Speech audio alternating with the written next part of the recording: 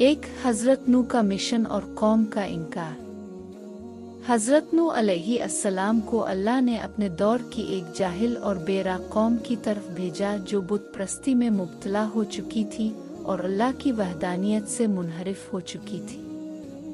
हज़रत नूह ने अपनी कौम को तौहीद की दावत दी, यानी सिर्फ अल्लाह की इबादत करने की तरगीब दी और बुतों की पूजा को छोड़ने की नसीहत की।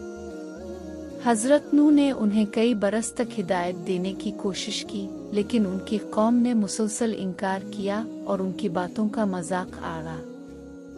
हज़रत नूह ने बहुत सब्र के साथ लोगों को समझाने की कोशिश की। उनके सामने अल्लाह की अज़मत, इसकी बख्शिश और उसकी सज़ा का खौफ पेश किया, मगर कौम के बेशतर अफराद ने उनकी बातों को झुटलाया और उन पर ईमान नहीं लाया। हज़रत नूह ने अपनी कौम से कहा कि अगर वो अल्लाह की तरफ रुजू करें तो अल्लाह उनके गुनाहों को मुआफ़ कर देगा, मगर उनके दिल मज़ीद सख्त हो गए और वो अपने नाफरमानी में मज़ीद डूबते गए।